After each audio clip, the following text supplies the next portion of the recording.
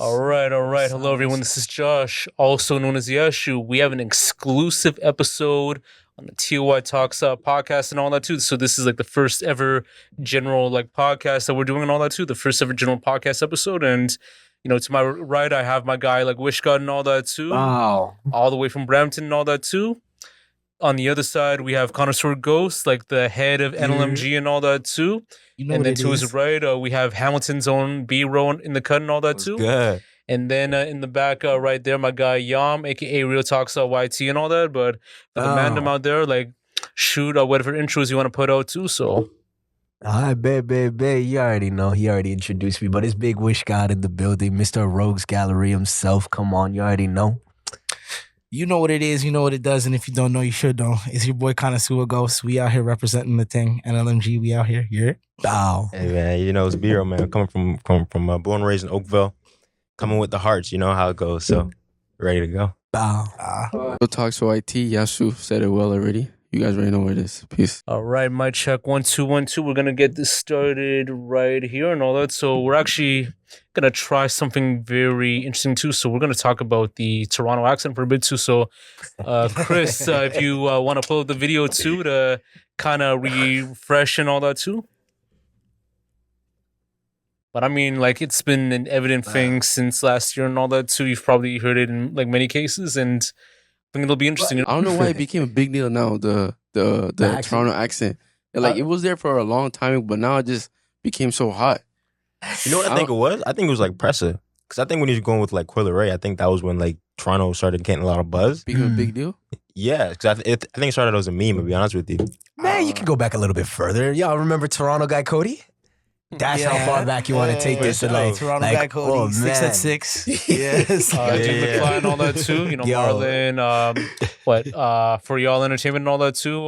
With Tremaine and then Jay and all that too. So like it could like dates like back from time and all that too, even from the 90s and all that too. But lately it's been interesting too. I mean, you had like a lot of new faces too, non-black faces, like speaking more about that too.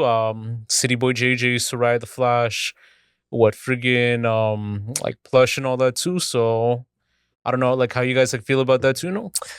I feel like it's getting played out now, guys. Like don't get me wrong. Like, I love the accent and I love the memes. I get it. It's true. But it's like you see these people that are using it, they force it, right? You can hear what it like a natural one sounds like. Then you hear, yo, wagwan, Crody. Yo, fam. Like, we're gonna, like, I don't want to hear that, brother. Yeah. I'm gonna be real with you. The push. You know, like we're about to see this right now. Watch. Not gonna lie, broski, that shit is my word, Cuddy. Like me, I've been speaking that shit since a week. I do not. I was like, hey, yo, mama, what you saying, Cuddy? You're good? Do you inhale helium? I inhale crazy. everything, Cuddy. Helium, potassium, Cuddy. They call me little R2. What's your favorite R2? Toronto slang word? It has to be Gerber family. Oh my God. My favorite slang word is dunce. Of course, it has to be dunce. Dunce is a good If one. you're ever like beefing a little miskin, you could just say, oh, you're a Gerber fam. You're a Gerber.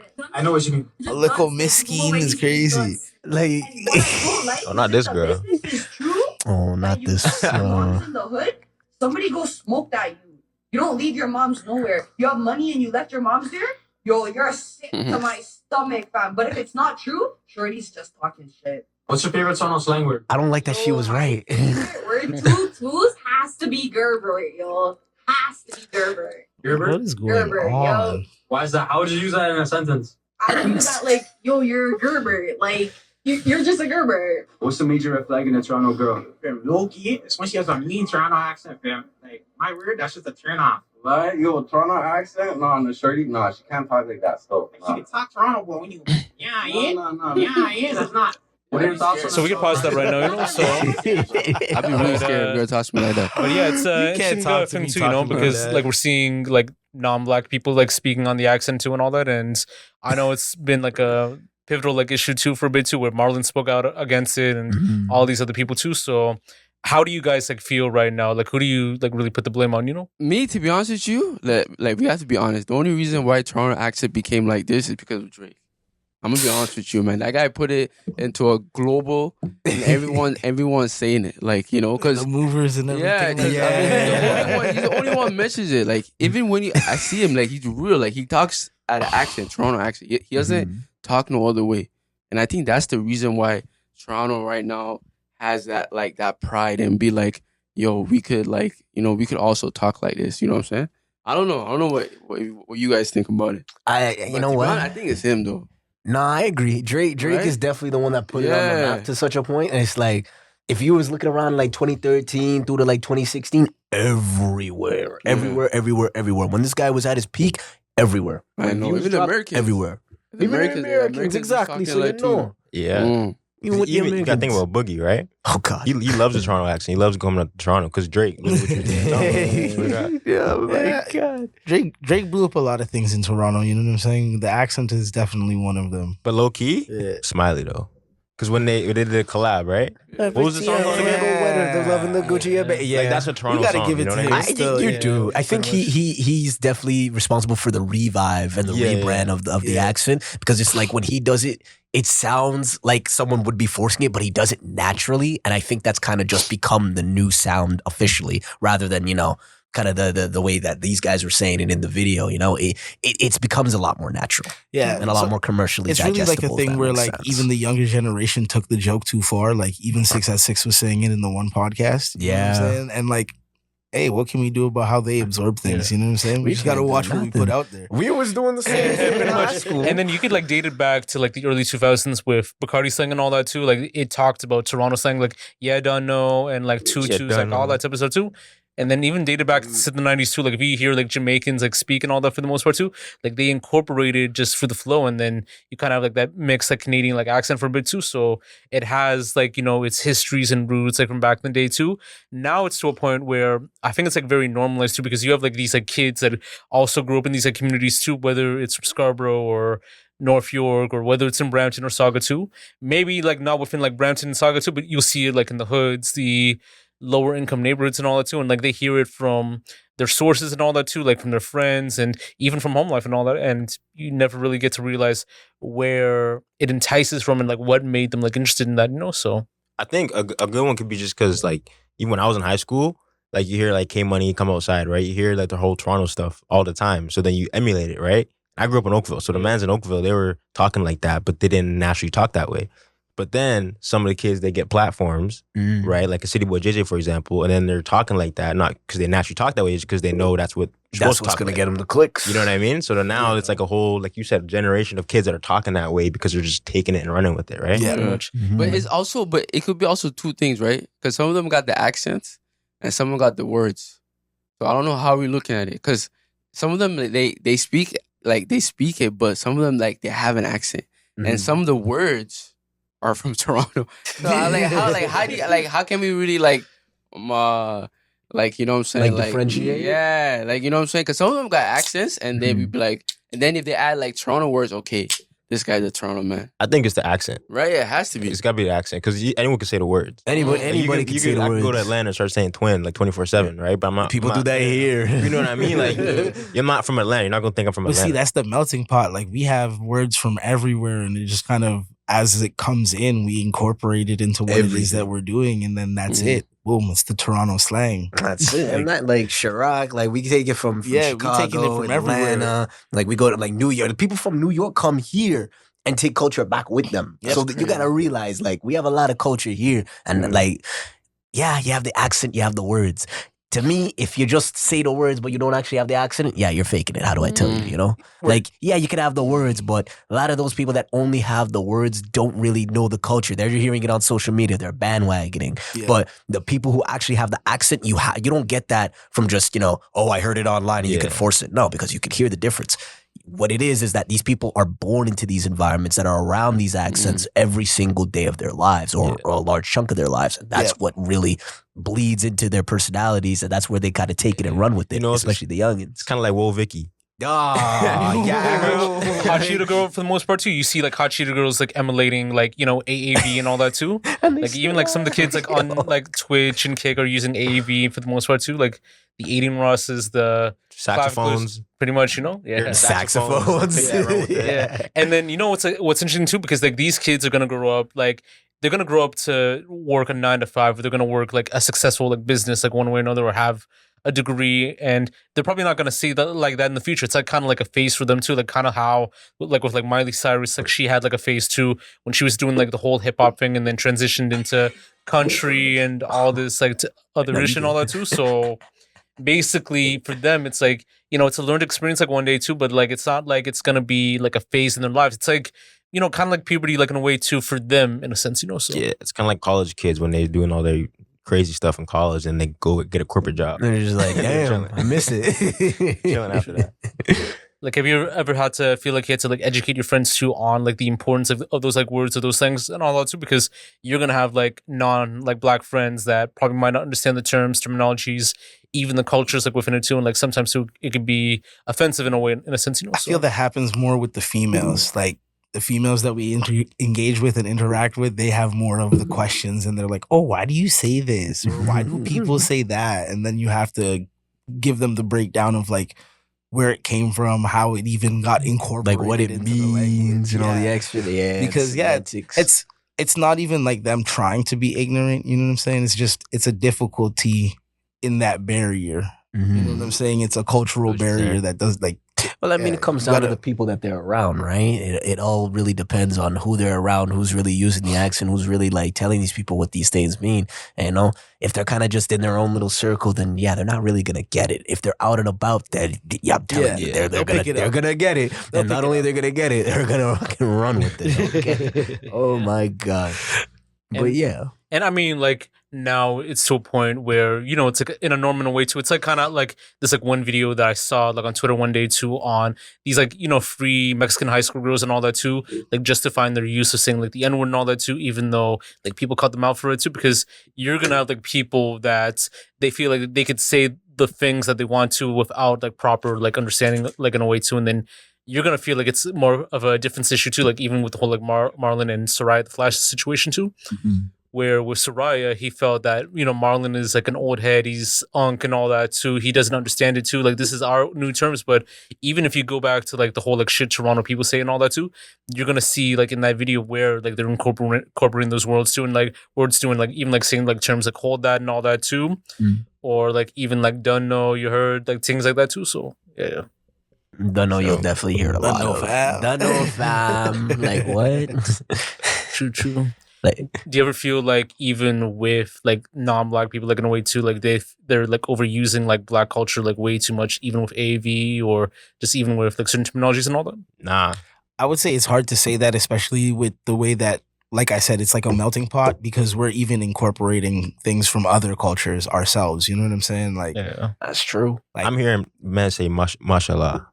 And they're like, you know what I mean? Yeah. So like I get it. So like men are gonna say what they say, right? yeah. That's the thing I realize now, is that some of the words, you know, that some people consider like you know, like a serious word or a word that used in different places, Like they're offensive kind of yeah, thing. like or religious, or you know, some other country, they're integrating it in daily things. And some, for example, me, when I first heard those type of words, I get nervous. I'd be like, whoa.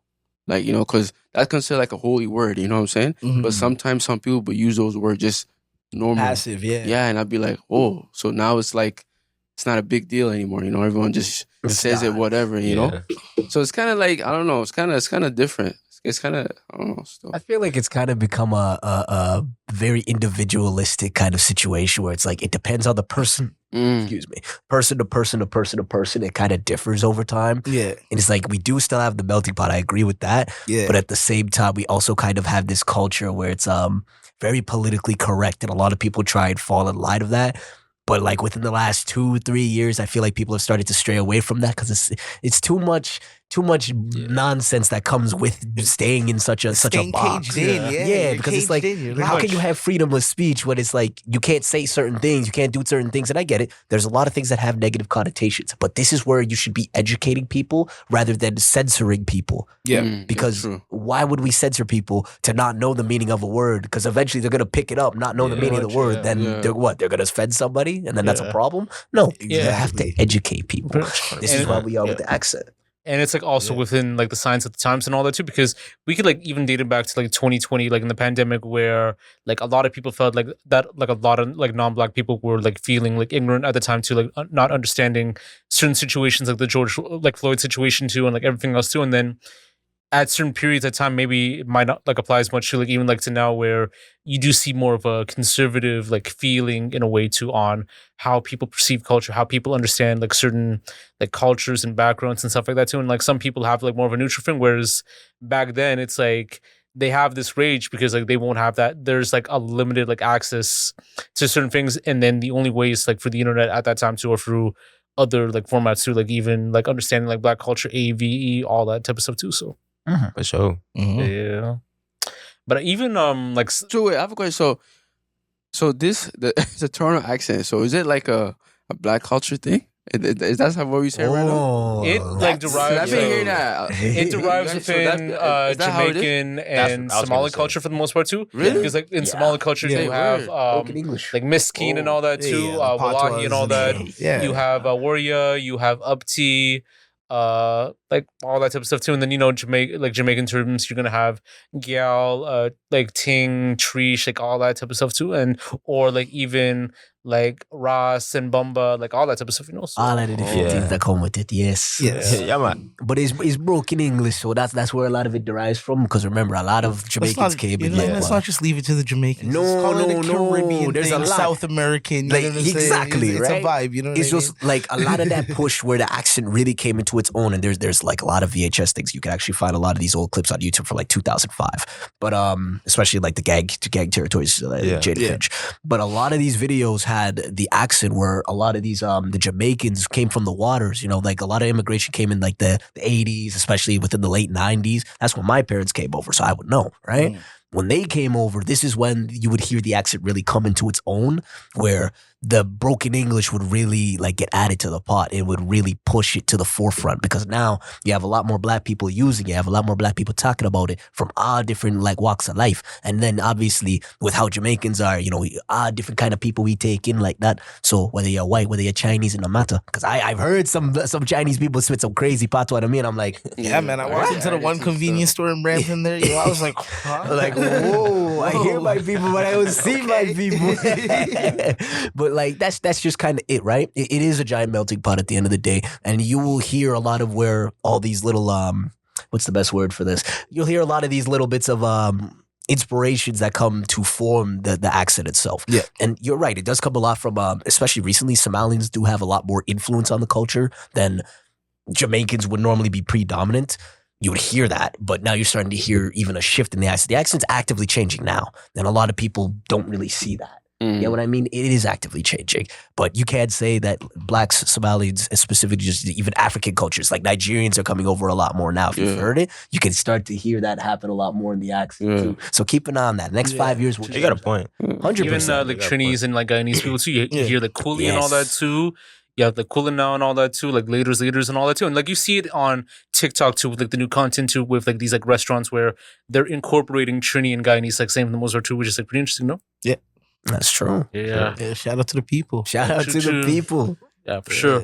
I think I'm probably gonna speed it to the next topic for a bit too, because we do have like some artists in the building, and I think this is like pretty interesting too. So I did a post on IG in the stories where I said, mainstream music died when like women stopped chasing after like male like artists or like male boy bands and all that too, where like there's no like real gays and everything like that too, and all like this like other aspect too, or like the idea of like screaming, like over screaming or involuntary like screaming for the most part too. So how do you guys feel like when did like mainstream music die and all that too, like from your opinions in the most part? Talking about music or like rap? Just like music in Music in general. general? The whole genre, like whole music. Like All the music. all of music, like Okay, if we're gonna talk, and let's talk about rap, since I feel like most of us are kind of more into that. But if we're gonna talk music in general, I would want to say when we started to watch the numbers way too much, and I'm saying, oh, this guy's got 1 million first week listeners. Okay, is the music actually good? That's the real question. We stopped worrying about the craft and started worrying about the numbers that we have. That's where we lost been the doing that, plot. Yeah, but like look within the last few years how social media turned that up to like overdrive. Like you would used to see Tupac do like 1 million copies, or someone like Michael Jackson do 10 million on Thriller or whatever, right? Those would be crazy numbers, but the music is what people focused on, not just the amount they would actually sell. And that's what I mean. I think it's the same thing. I think it's just we just changed the attention, because I think when TikTok came around is when it changed. Because I think what happened was, like in the rap, for example, like when drill came in the scene, that's I think when I saw things change. Because now it was like, because drill was crazy popular. I started making drill at one point. Swear to God. You know what I mean? So like you get drill going, right? There's a whole bunch of people that go from like normal rap to drill, like the whole Pop Smoke era, because Pop Smoke was crazy, right? Yeah. So that kind of led going into rest in peace, for sure, rest in peace. But that's kind of went when rap kind of went to the drill side of things.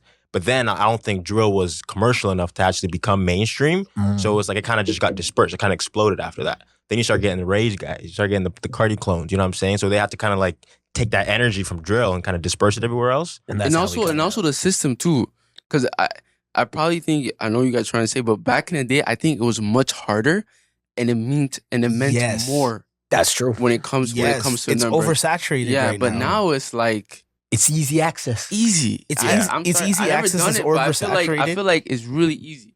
For sure. Right? Yeah. Back in the day, people go outside, sell CDs, go to the DJ, play, tell them play my music, Pay a go little to the one, radio. too. Yeah. And it's and of course maybe back in the day was more dangerous because you had to be outside, so more gang affiliation, more wars, you know what I'm saying, more territory and stuff like that. Lots of gang Yeah, rap too. because you had to go, you had to sell yourself. But now it's like boom, you put your stuff online and then you tell whatever it is to get your numbers going. For sure. Yeah, But that's also what happened though, because like when it dispersed, all the attention got dispersed. But it was weird because like you'd have people that would listen to like Cardi, then like Kendrick, and then like Pop Smoke, but they would all be the same viewership. So it's like you look at numbers, and my good example is when Lil Baby and Durk had the album together. Yeah. I was thinking, okay, they got Lil Baby, Lil Durk, they both would sell, let's say 100K, 150K. I'm thinking, okay, they go together, selling 300K. No, they still sold 100K because it's the same audience. Same audience. You know what I mean? Yeah. So that's kind of when I think the mainstream kind of died down, was because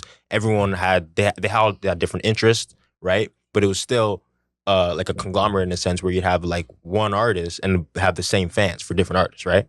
You know what? There's actually something that you could do there. The system More itself. people have to start working together. That too. Well, I'm sorry, you know what? That's true. That's another one we're gonna touch on too. But I think, but me, like, of course, I like rap, but me, I'm more of a pop guy, and I really think pop, like, music, mainstream music, is like gone. It's gone. Yeah. No, Like, he's yo, right. bro, Yeah. and that, like, at that time, it was. I think I know amazing. why though. But see, that conversation kind of leads into like the death of like live music, and that has more to do with like the COVID situation and everybody wanting to stay inside and be online and Plus watch Ticketmaster the overcharging lives everybody. and this and That's a that. whole But, separate you know, thing. right? Like, Yeah. like it's hard to get people into a venue right now, and like we have a lot of venues that are closing down because of it. So I heard Burna Boy. Burna Boy had a concert, and I think he said something to one of the guys, one of the couple up front, and the next couple days, his stadium was gone. Like, there was no one sitting at his stadium. Yeah. I don't know. I mean, it wasn't like that before, but now it's like people are more They're entwined inside. into it. They're Yeah. inside. They're That's it. inside. Like Yeah. you can get lit at home now, right? yeah, Like, everybody wants to do a house party before they go to the club, and you we know don't what I'm even be saying? doing house parties anymore. And we When's the don't have last time I nobody heard doing someone house throw a parties. Project X kind of party? Yeah, it's not happening. I was in high school the last time I heard one of those, and I missed it. Me personally, I'm still pissed about that. But we'll get into that another day. But Yeah, really man. and truly, live music has died. And I think another thing with pop is that pop was carrying radio every single Crazy. day. The Weeknd, Major Lazer, all these different artists from different walks of life, different genres that they would hit in. You don't hear about them anymore. What do you hear on the radio? Reruns from 2013, 2018, 2019. Yeah, it's all old Y'all are music. like, the radios themselves are stuck. And we're going to touch on this again, but radios are stuck in the past and they don't want to push new talent. And the new talent is also kind of like, it's a generational shift as well. For Because sure. at the end of the day, radio touches a lot more of the older audiences. You can still have one for younger audiences, especially within universities, schools, and stuff like that. sure. They have their own stations. But at the end of the day, there's still such a culture shock from two different generations that you can see it in the very music that we listen to, we make every single day. going honestly back to the point you're saying everyone's inside and want to make it from the crib. Mhm. I think what you're talking about with pop, I think the reason why is it kind of died a bit is because songwriting died. If you think about it, right, you know, I could go in the crib, I can make up something out of the blue, right? Create a Sure. story, whatever. Wait, so you telling me they didn't write their stuff? Back then, no. Like, for example, Usher, no, Justin Timberlake. no, That man would not write a thing. No. What? So he wrote a lot. Have a man. confession, bro. Nah, go look at the credits, man. Go look at the credits, man. But Shout out that's to what the I'm saying. writers, That's what I'm saying. dog. Like True. back then, the Y'all music industry inspired me used to be to keep so it like going. it was used to be an industry, right? They had they had a writer section, which was like songwriting section, they had the producers, they had marketing team, they had A&R, industry team, they had Engineer. a whole other like sections of things where it's like you an artist, right? Mhm. He's writing your lyrics, he's mixing and mastering it. That's the marketing guy over there, right? Yeah. And it's like you're the face of it. It's like a brand. It was a lot more brand just back then, right? Mhm. Nowadays, it's a lot more like self-entrepreneurship, where it's like I go get a mic, I get an interface. I'm now a rapper, but it's like I don't know how to write a song. All I know how to do is talk about my experiences and make it sound good. So when we're talking about radio, it's like the reason why radio was so important and popular and the songs were so good back then is because it was like designed for it.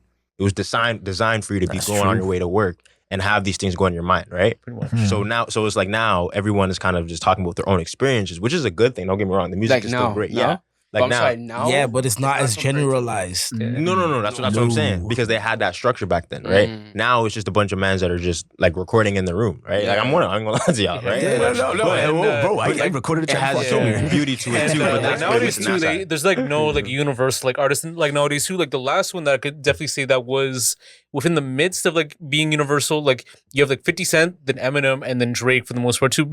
And like with like Universal, you're touching like all nations. You're not just touching like EU, like the Western countries and all that too. You're touching Asia. You're touching like Like the Eastern world. Europe.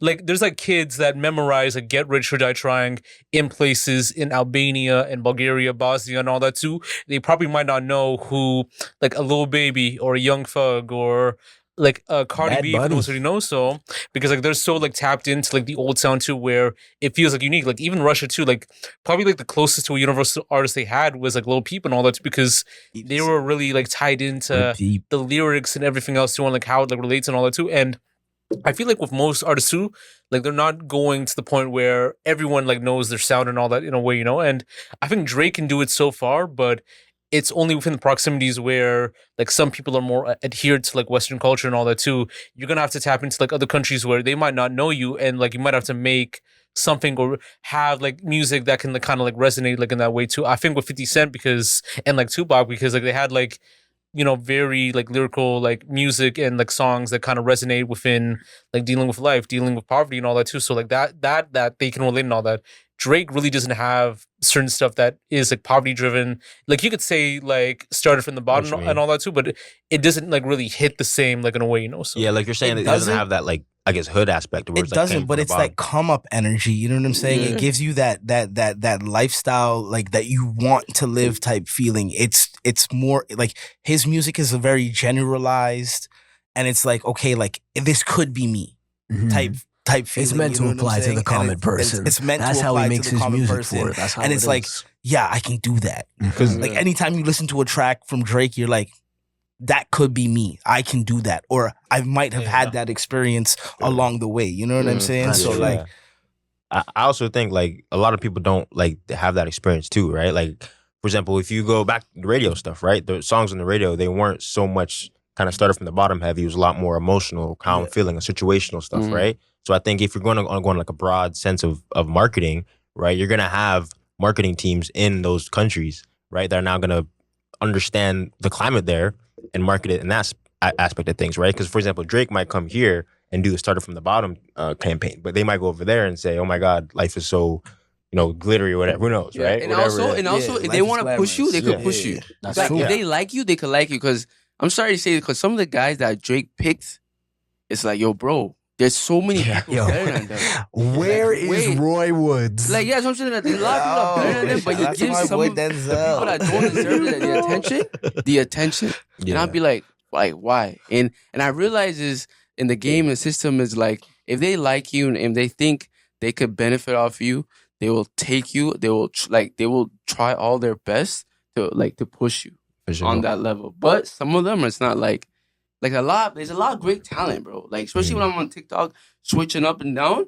I'm like, yo, this guy's supposed to be like famous right now. Yeah. But- Do you think Go ahead. I think a selling point is what they're looking at though, Mm. because like for example, Smiley, right? I remember first time I heard Smiley, I was in grade 7, grade 8. Yeah. I lied. I was in grade 11. But yeah, I remember I was in grade 11. I was with my buddy, and he was showing me this song, and he was just high pitched voice. I'm thinking, who is this guy? Like, why is his voice so high, right? Yeah. But then, like, you're down the line. I knew his name was Smiley, right? But then you hear Drake put on Smiley, and then the Americans are thinking the exact same thing. Who is this guy with the voice like that? So it's not necessarily always about talent. It's about something that I can sell this. Because like I remember even DJing like at house parties and stuff like that back in the day when Smiley was first coming up, and girls used to come and request, and I was like, who's this Smiley guy that these girls keep asking me about? But like even within that perspective, I feel like the media is different now. Like. Oh, for sure. Like we don't have people who are looking for the stories the way that they used to look for the stories, and there's nobody putting. They wait for the stories. There's nobody putting it out You can't there. lie about it now. You know what I'm saying? Everybody You has can't lie cameras. about your life story. Back in the day, they Yeah. had no cameras. I don't know if you've seen our last podcast with me and Yashu, one of the where we interviewed one of the local Kadeem, rap Kadeem in Toronto. He was saying back in the day in Toronto there was no cameras. Like No, there was none. yeah, whatever they were doing, they wouldn't record it, and they won't. Yeah. It's like why would they? You know, it's like, it attracts a lot of attention and stuff like that. Yeah. So it's like we like when Smiley was coming up, when Drake did his thing, there were people that were looking for that, and there were people who were, you know, actively being like the media in the United States. They go out, they have people that are journalists who look for stories and then report on these stories, and then you get stories about these artists. But like in Canada right now, we have to pay to make these stories happen. We have to push out a dollar so that we can get ourselves covered in a certain way. You know what I'm saying? You know There's what? nobody You can touch that actually too. looking for us. But it's You know not what I even mean? just that. It's like the city doesn't want to work together. Everybody wants to get a paycheck out of something. Nobody wants to do quid pro quo. And I'm like, what you people need is to understand that grassroots and helping each other out is exactly what got the SoundCloud scene in Florida out of the mud. Because I'm telling you, bro, nobody was looking for that sound. Remember, when these guys were coming up, who was the biggest guy we had? Lil Uzi. Okay, mumble rapper. Future, mumble rapping. 21 Savage, gang rap, like kind of drill, right? Yeah. Like we had established sounds, but then you started to hear things like X when he was coming with Screamo rap, and Scarlord, and a lot of these different artists. All of this, and Scarlord's not even from here. That guy's from the UK. But you have to realize a lot of these artists came from grassroots and establishing themselves and helping each other out, promoting each other without asking for an extra dollar. Like genuinely, I would like sometimes I'll see someone's track. I'm like, yo, this sounds hard as hell. Me running like Sonus Magazine, I run a brand of my own, right? So if I'm doing that, you can ask anybody. I promote people's stuff for free. I don't care. That's how my team does it. That's how we got to do it more in the city. Pretty much. That was like how like the 2016 Toronto era was like too, because like you had like Jimmy Prime, Smoke Dogg, True. Halal that year Gang, was and all crazy. that too. You know, like It was a good era, like that run was like so crazy too. Like even like it led to like 2017, 2018. Even Presta was like still doing this thing chill, like not on that whole like gang shit and all that too. And like it kind of like died down like when Smoke died and all that too, because Everyone, bro. I heard like everyone passed away, bro. yeah, I thought there was some like some disease going on, bro. Yeah. Some death disease. Like every rapper just perished. pretty I'm much. like, what the frick is going on? It's dog? because we live in a scene where like nobody wants each other to win, but like you go listen to the podcasts of the people that we're following behind, or that we see as our leaders, for example, Snoop or Dre, and you listen to podcasts between the two of them, and they sit there and they're like, yo, we never even spoke about money once, but we're Not one time. millionaires. Not one time did they have a conversation about money, but they're in the studio, they're producing, they're making Always it working. happen. They're always working, giving each other feedback, hitting each other up, and just running. You don't it have up. time to talk about money when you working. Come on, let's put together a That's project real and let's talk. see where the money comes That's from it. afterwards. you That's know what people I'm got to be doing more of. But we need more of that. It's just that we live in an economy where it's difficult to do that. You know what I'm saying? Man, people got to realize the money will come. This is a philosophy that unfortunately we have to live in, because we're all living in a credit country right now,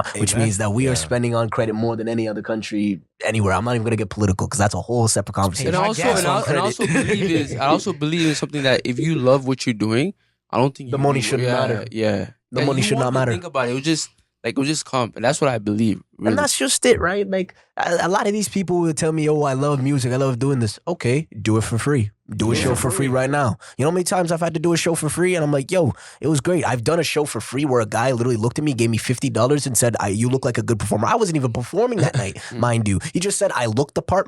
That's when my branding actually mattered. And that's another thing that's in the city that we don't do. Our branding is not strong enough. Yeah. It's not. There's a lot of people that you can see, like, oh man, there's a few people like Kato's Eye. I'll give an example. Vanity, stuff like that. These guys have their branding on pack every day. Yeah. NLMG, you guys are coming up. You guys have the brand. I see it all the time, right? So it's like I'm seeing a lot of different people put their stuff together, and I'm seeing these little organizations kind of pop up. Now, what's good about these is that this is what we need in the scene, because these are the people that are throwing shows. These are the people giving people opportunities. These are the people that are not going to ask you to spend your extra hard-earned liver off of doing just to get a show slot for 10, 15 minutes, right? That's what a lot of us need to do more of. Give out free slots. Give out slots. If you got to make a buck, I'm going to say this for anybody that does shows. If you got to absolutely make a buck, find a way to help an artist get on there and get an opportunity, because you never know. This guy could blow up later and then you want to come around and say, oh, I'll give you da-da-da-da. No. Try and actually help people grow and break through the glass ceiling, because if one of us blows up, all of us is blowing pretty much. Or like even like busking and all that too. Like even if you take a day to like busk and all that, either at Young Dundas Square, either at like the biggest like place and all that too, you can make like some good money like here and there too if you deliver like very well. Like Master Inferno kind of like did that too, like worked well for him. Friggin' Eric Flo like worked well for him. DJ Natural, like he was like busking with the DJ sits like on the street too. Like if you like take like have like your vulnerability and like put it to the side and like even like try to test it out like in that way too, I feel like it can go way more than like anything else in a way, you know? So it's like you're doing it for free, but then you're gonna get like something in return where you might draw like a crowd like here and there, you know? So true. Yeah, you got to be on road doing this. I was actually saying to like my team and stuff like that before, like we need to access the old market and do things in the old fashion, because like, yes, we might be going places to do shows, but like I feel like we have to be there days before. You know what I'm saying? Sell CDs, interacting record stuff, with the community, interacting with the people, going to like some other people's shows, events, even like the parties that they have going on, and actually selling tickets properly. You know now, see, that's what me and you be doing, because we do be going to other people's shows. I'm telling you, that is like the best strategy to network. That's the best strategy to really get your name out there without doing anything, because go to other people's stuff. And you like, think about it. What do you have to lose? I'm going to enjoy myself. Like what? Especially if it's like I can go out, talk to people that are in the same kind of like ballpark as me. Like, because it's not like you're just going to find someone that you can just sit down with and talk music with. They're not going to understand what you're saying. But when you're around a whole bunch of artists and you say, oh, my album's gonna do this and I gotta drop it here and to one person that sounds like gibberish. To another person that sounds like, hey, you're spitting some facts over there. Hell yeah. Conversation I want to hear right now. That's how it is. So I think we gotta like really take in the value of like the people that are trying to make these things happen. And I think the people that make these things happen have to see more of the value in the artists and the people they bring around to come to that. I feel like we all from a perspective of one of the people that puts on shows and stuff like that, and like looking at all the other people that I do work with who put on shows, I feel like we all do need to sit down and bring it together. Because if we bring it together in a larger form, then we can actually make this happen. Because there's often times where I'm doing a show, he's doing a show, somebody else is doing a show. But like, if I have the same fans as he has, or whatever the case might be, or we have similar fans and we're doing shows on the same day, now they got to decide between the two of us. But like, if we can work it out that we're always join forces. You know what I'm saying? Let's keep it real though. I think why it's harder here in Toronto or Canada, I feel like the system in Canada, the government, it's much strict. Much tighter than the Americans. I wouldn't say that. Because I believe that, bro. No, it is. It I'll is. tell you what, Wi-Fi's didn't come over the border just for one crime he did when he was 18. Easy, that man is like, what, 25? So it's really easy. But I don't know how to like explain it in a way where like we can talk about it, because I realized like when I see the rules and everything, I'm like, damn, it's like it's really strict. Because now they're saying that in order to have a podcast or something like doing something like this, we have to have like a contract. We have to sign something with the government. The government? Yeah, bro. Like something federal. There's a deeper part. It's going like it's like saying that if you want, like, if we're gonna talk about anything fitness wise, or if we're gonna talk anything religiously, or anything like to like, I don't know, like stir something, we have to like alert them. Like we have to like sign something. We gotta do something. Which is like, I realize it's like, and when I look at the America, they don't have nothing like that. Meaning it's like, if you work, you're gonna get paid for that work, like for that service you do. But down here, everything is capitalized, like everything that we do. So I feel like people don't see that, but I think that's might be the biggest reason why Toronto is always put down a lower. We don't know nothing about barter and trade. No. Like, Yeah. if Toronto did business the way Atlanta, New York, Miami, Florida, if we did business like how we did, we would be number one in the world right now. No problem. Hell yeah. No Honestly, problem. There's so many celebrities that came from here that went down in America. Booming. And Like, we have a lot of actors. The a lot of money's better. singers. The money is better, but you know Yeah. what? I'm The gonna say system something, though. itself is better. What do you call it? The opportunities are much more greater down in America. I will say something but though. we got to create If those you- opportunities for ourselves, man. If you think about it though, right? We pretty much we got Toronto, right? We got a little bit of Montreal, we got Vancouver, right? The States has like every popular city in the States, right? Everyone. Bro. So if you think about it, it's like like the money goes back and forth. It's not like for us in Canada, it's like we don't really work with Vancouver, right? I don't know any Vancouver artists. Yeah, why don't You know what I'm trying to say? don't we But the work- thing why is, don't we the work States Vancouver? they do that stuff. They have other artists go from here, right? Where is it? What's it called? In I'm There's drawing a blank. Which one? Where music is? Atlanta, and like I know there's like Where Miami, music, what? like Yeah. Nashville. Much music? Nashville, yes, thank you. Yeah. Much Nashville, music. right? Nashville, that's kind of where like the biggest hub, right? In terms That's of kind true. of where the history is from, Oh, right? really? I didn't know. So if you think about it, like that, if you think of music is from there, why is New York so popular? Why is Atlanta so popular? Why is it when you New go to- York started rap music. That's For sure. kind of why they Right, are. at the but top hear me of out, the hear me out, shit. hear me out, They though, did but they- DJ Kool Herc. they still I see talk where to he's other going with states though. They're in communication with Well, I other thought it was states, so LA. it's almost like it's a big sort of like fam- a massive Yeah. network You know what that I'm trying to actually say? runs So it's like, together. imagine if we here in Canada was working with Manitoba fams, Saskatchewan, And let me like tell you, they got some people out of Manitoba, They I do, heard, and for Windsor, sure. like out True, there, true. bro. They got Yeah, hella exactly. Oh, you music. got Sure. to listen to K-Dot?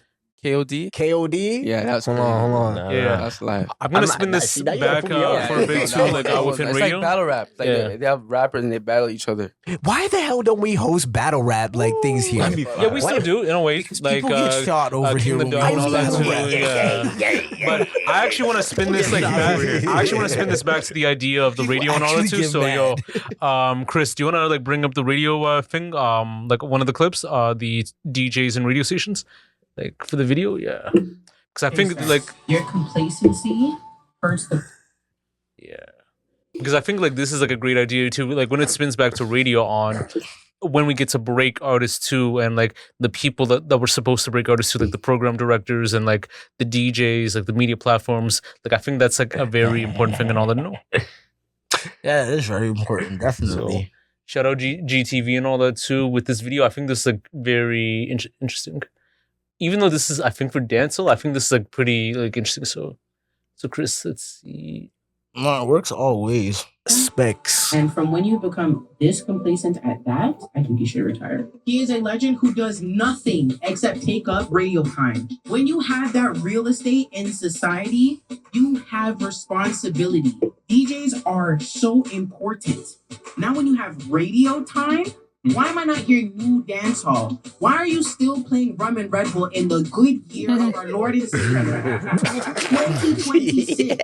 It's your job as a DJ to find new things. I don't want to hear the same mixes and the same juggling every time I turn on the radio. I can almost predict what he's gonna play. You are lazy. Specs. Facts. You suck now, DJs. All right. No. Even though this is like Dancehall too, this is like kind of Yeah. relatable like in a way too. So yeah. yeah.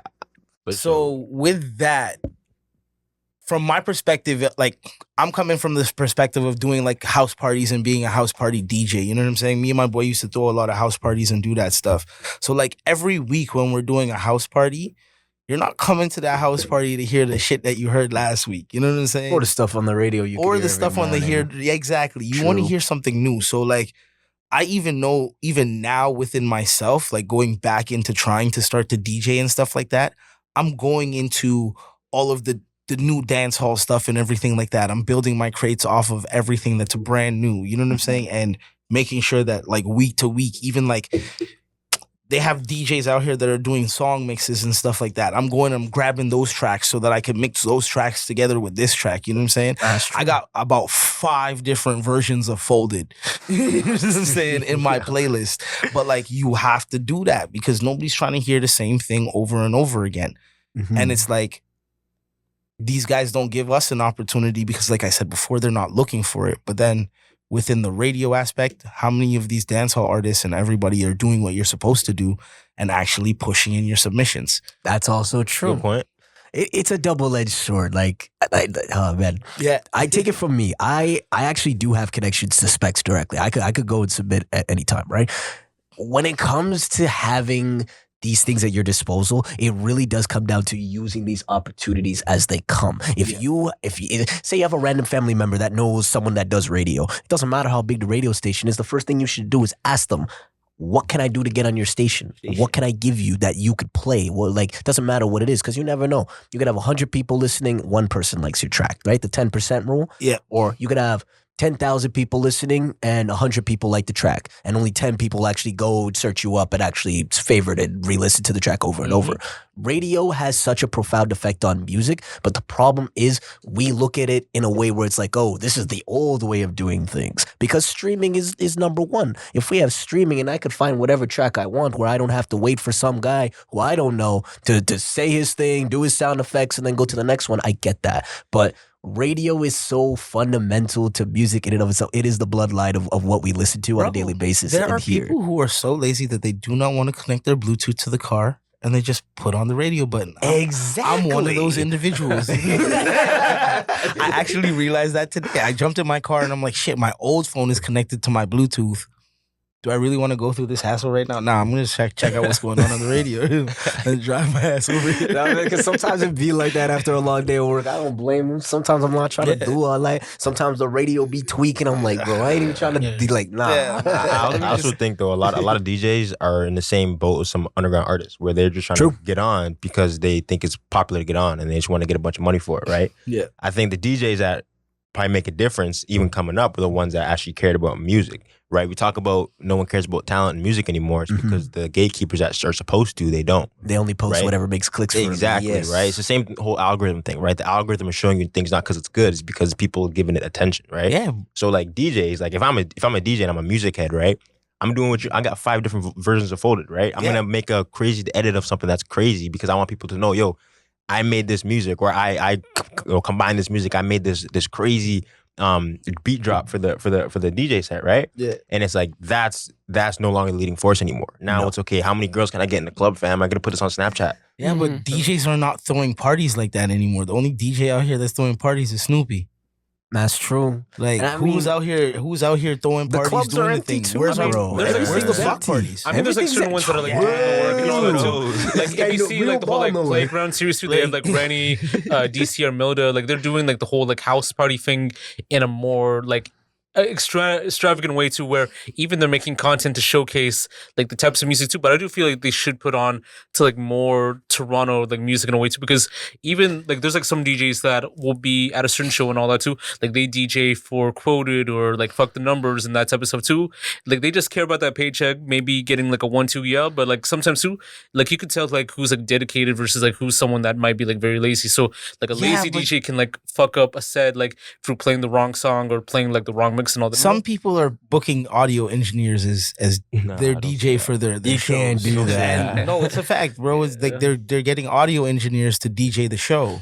You know what I'm saying? And it's not a diss to the audio engineer. You're doing an excellent job. The fact that you could even do that is crazy. Performance, but like art, like that's not giving you that overall party vibe, that energy that you really need. The skill, you know what right? I'm saying? Like You gotta know how to, what you're doing. Like when I work You're with, doubling for as a hype example, man, when I work with like practically, DJ Ayo or DJ Antonio, you know what I'm saying, or Cool Face, the way that these guys mix in 2 songs while I'm performing, and then we have that set going and the energy flow and the way the crowd responds and reacts, it's a whole cohesive vibe. And like there's a lot of people who are not doing that. So like I said, like DJs are not going out of their way to find artists that they fuck with or music that they fuck with that the artists are making, and then having a party and then putting on these artists while they're DJing. But I feel like we also gotta go up to them too, though. No, you have to. You have to build a Like, relationship with the DJ. The artist has to go because the DJ. Yeah. Why is DJ gonna go to you and say, "Oh, let me play your"? It's music? like asking That's a not gonna guy. work It's like out. asking a But guy to come DJ from a still has position to of strength. hunt for the new music because True. this is why we're inside the situation that we're in. Like Yeah. they're not looking for new music. They're Because they're playing probably the old making music. money. They're probably making money on the people that love So the old you music. so Even you it- no longer care and you're selling out. Once you sell out, that's And it, you're right? done. What do you mean like sell out? Like you're not taking looking one- for new music. Yeah. You no longer care. You're You- just taking the money and you're playing I whatever don't you're even playing. like you're Well, taking yeah. the money, but you're only looking for people that are gonna give your money to get themselves played. And like I can understand that to many different extents. So he's especially- looking because they're also looking for their bread and butter too, Of right? course. Yeah. And I think that's okay, but like as a DJ, like you got to compare how hard it is to make money as an artist versus a DJ. A DJ has a skill that they have that they can sell anywhere, anytime. Mm. Right? Bro, you know how many shows I've given up as an artist to be the DJ? So You that I later, could make the right? So bag? you're seeing it in real time, guys, right?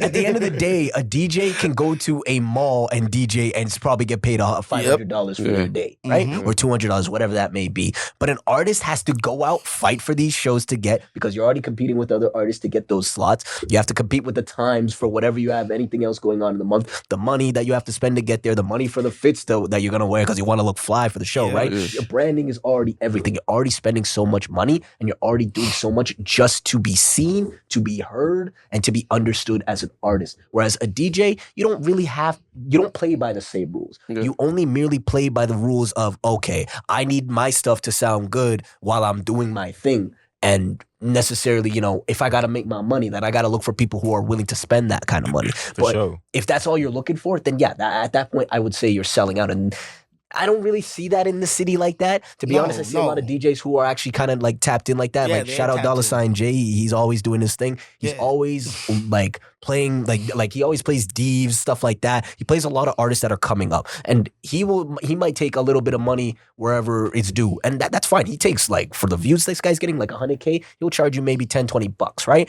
Stuff like that is what I That's think crazy. I can view as you could take money and you're not a sellout because you're still taking less money than what you could be making while Yeah. you're still giving someone an opportunity to get themselves out there on your platform. And you're giving value. Exactly. You know what I'm saying? I think Yeah. back to your point is curation because like I got a buddy he makes EDM, right, and I don't listen to EDM, but every time I hear it, it's in some crazy festivals and it sounds the same to me, right? I hear boots right, Yeah. but it's like I'm seeing him doing it. I'm like, bro, he's going. I felt crazy, like bro, we Yeah. don't do this with like Hey, I rap, you know what I mean? The reason that you say EDM, because I went to Ethiopia, right? Right. I never knew EDM. You could mix it with Hip hop. tribal music. Tribal music.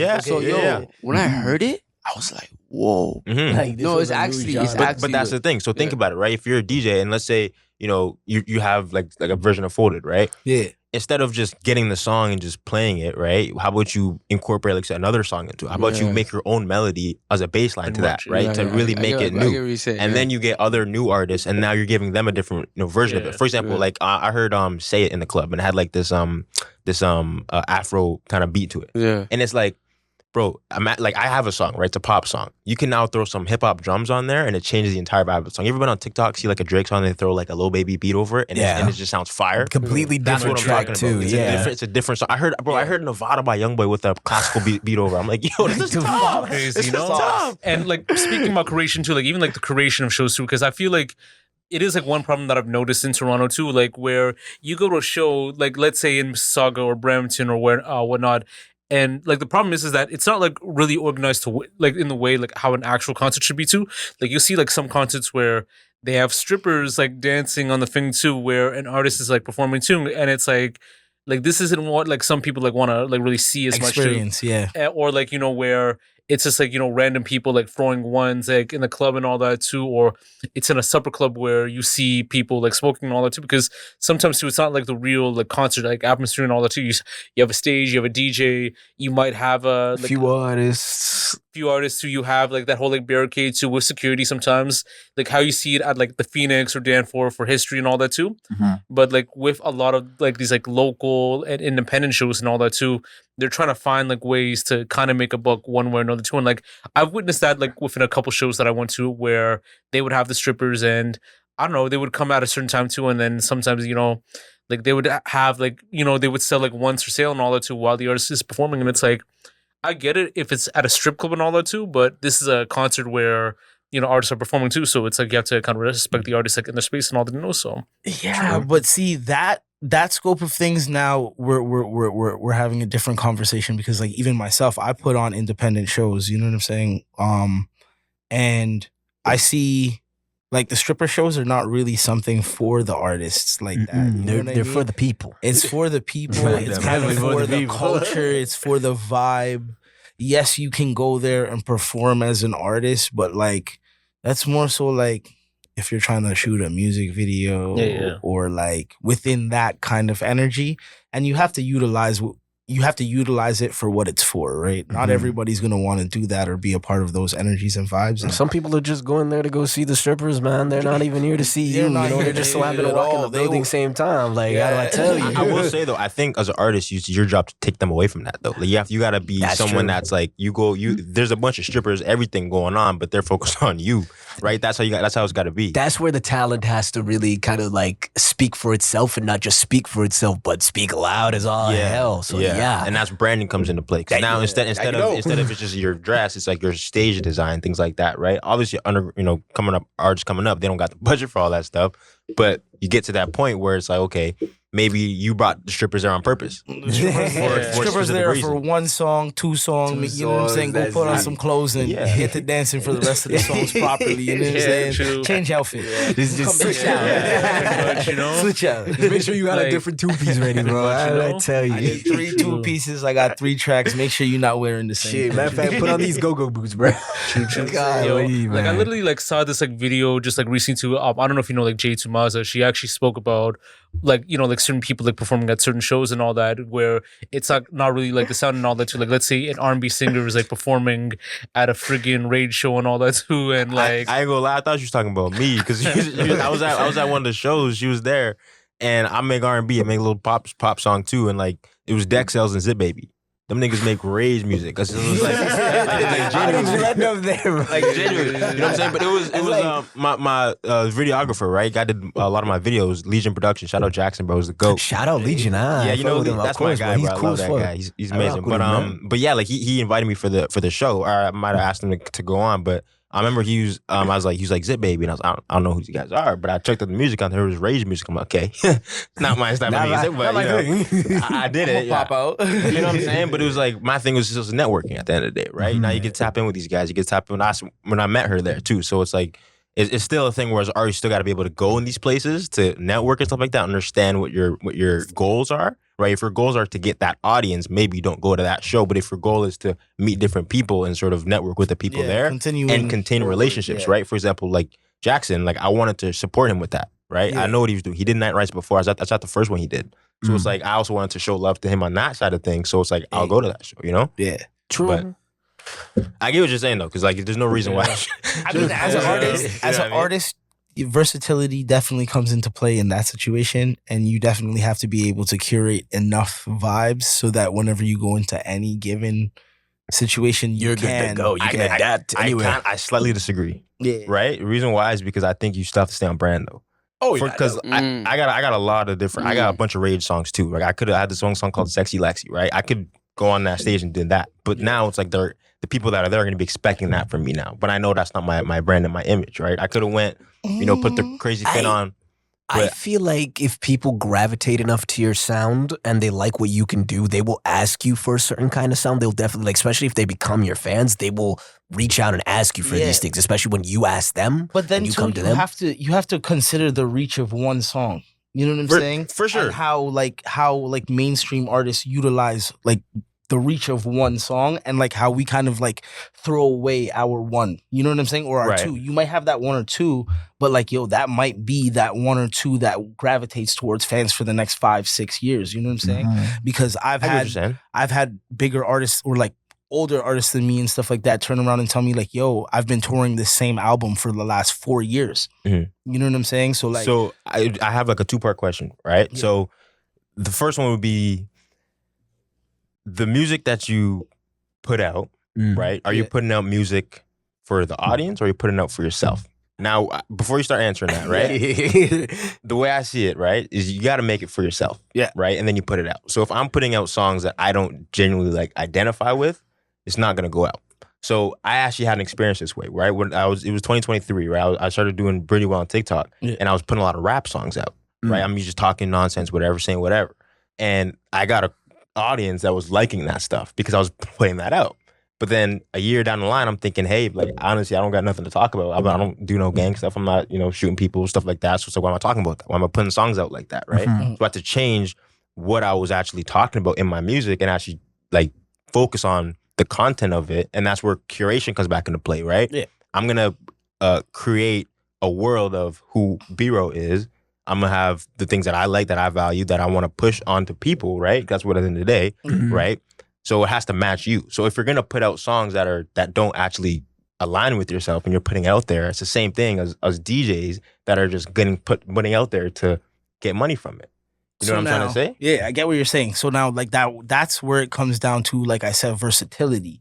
You know what I'm saying? It's creating the songs that people might want to hear that you do fuck with. You know what I'm saying? So it's like, for example, I turned around the other day and I made an entire like rage type rock album. You know what I Right. mean? That's not really my vibe or my sound, but like I had so much fun doing it. It's really like I enjoy listening back to it. And like I would love to take that song like that on tour. Right. But like for me to do that now, I need to tap in with his audience to do that, Right. not my regular audience. Right. But now, like I said, that's versatility. Mhm. So like it's still on brand. It's still something that I love to do, For sure. but it's not what I regularly do. Right. But at the same time, you identify with it, though. Yeah. That's what I'm trying to say. So it's the Yeah, fact so that it's you connected. identify with it. You don't you're want to putting make it out. music that you don't actually identify Exactly. with, even if people do actually like to listen to it. Exactly. And I get it. Trust me. It's a music business, right? You got to make money and stuff Of like that, course. right? But at the end of the day, it's like you got to understand the bigger picture of things, right? I don't think you have to sacrifice your authenticity and what that your brand, your identity. You don't have to sacrifice that in making different kinds of music and different genres of music and stuff like that, especially different kinds of rap. Obviously, you have people who will go there and make drill music, but they're not actually rapping about what people would do in drill, like killing people. They're rapping Right. like that's how sexy Right, drill you became a kinda thing, party- right? Right. Party So it's vibes, this, party that, vibes whatever. and stuff Yeah, like yeah. that. So I think it comes down to not just two, but actually three ways of making music. The music you want to make. Which one was the other one that you said? The music you want that you make for wanna make. yourself. Yeah, make music made for your audience, the music that you make for yourself. Right? So that's the two. The third one would be the music that you make to make you the money. Now that is the third and that's the final one. When you master all three, this is why versatility that he says comes into play so well, because you can cover all three of these as long as you yourself know and stick to what your identity is. You can still do everything else. Right. I think that just takes, it's the concept of time that it takes to really do that, because you have to really find who you are as an artist to do that. Right. And it took me 7-8 years just to do that. Mhm. Right. So you understand, we all understand that, right? So It takes time to really delve into what your identity So is. just I'd based say- on a quick example, it's like for me, when I dove into that area of expertise or whatever, I kind of like, I was like in my anime bag, you know what I'm saying? Right, I was right. like, okay, let me use my anime references heavy here. Let me push out my vocals here. Let me do this. I was screaming on the track, you know what I'm Right. saying? Where usually I'm like I'm mad smooth with it usually, but like I had this guy in the studio with me, and these guys closed the door, heard me screaming, and they opened the door like, Are you good? You know what I'm saying? Like, yeah. my dad was in the couch. He was like, "That's music." I was like, "Yeah, pops, we doing this." Sounds like you're passing a kidney But stone. hear me out. So the music you make for your audience, that's as much because I see what you're saying. The music that makes money, your audience, and then yourself, right? Mhm. The music that you make for your audience it's half of that. It's half the money of the music money that you're right. making money, right? Yes. Yeah. Just because your audience, they're gonna buy, but they're not all gonna buy. Not all right? of them, The yes. thing is, I think when it comes to the money side of things, I think that's when you start utilizing other things like sync, for example, right? True. Because that's where you honestly get a lot more money from what I've seen, right? So I think you're right. Have those 3 different avenues, right? There's some artists like Chris Brown has a rap album, right? He doesn't put it out, but it's like he was good at what he did. But he knows that his audience isn't looking for that, right? For example, I have a good example I use is Tory Lanez, right? For example, me, I like it when he sings. We'll probably go over like you feel me, but I like it when he sings. But when he raps, is good, but that's not my cup of tea. But it's like if he decided to go full rap, might not have been a crazy Tory Lanez fan. Right? What I'm trying to say. That's true. I think it's you gotta find that balance of the people that are gonna make you money in the audience, but it still has to come from that true version of yourself. That's the right answer. Yeah. It's all about balance. It's all about balance. It's balancing. Absolutely, it, you know what I'm saying? absolutely. But you can find your versatility in that balance. You know what I'm To be honest saying? with you, You can write the lyrics that you're still when like, it comes to the music, that make you I really you. don't know. and But then you're right. You should kind stick of with your brand. incorporate it 'Cause wherever the heck that you will need to help you in the incorporate it. future, you know, because Yeah. you won't be lost, you won't be confused. You always know what you will be doing. You're more confidence, and also it's your brand too, right? Why not? Yeah, that's facts for sure. Moving on to a new topic. I don't know if any of you like watch like movies like on like the regular and all that too. So I read this actually like pretty much like interesting like thing with Matt Damon and like Ben Affleck and all that too. Like they were on Joe Rogan, so they explained why like Netflix now makes like movies for people with like zero attention span and all that too. So like, so basically, Matt Damon like they were like on a podcast. So like Netflix executives like told them to create excitement in the first 5 minutes of a movie and to have characters like reiterate the plot 3 or 4 times. So like explaining like the issues, the reasoning, all that type of stuff too. And like you'll probably see it in like a lot of like newer stuff too, like Marty Supreme or like the Fix and all that too, and all these like other new movies and all that too. So do you guys ever feel that with like movies like they're not worth our like full like attention like nowadays and all that? I think they lost the art of storytelling for it. Depends on the movie. Netflix Like, if is we're talking about like the new stuff and all that too. So like let's say you're watching Marty Supreme or like even like like some new movies like here and there too. I don't know which one's like more of a new movie too. Like maybe like anything that's like currently like in theaters like right now too, or like anything that's currently like on Netflix. So Like that Michael Jackson movie.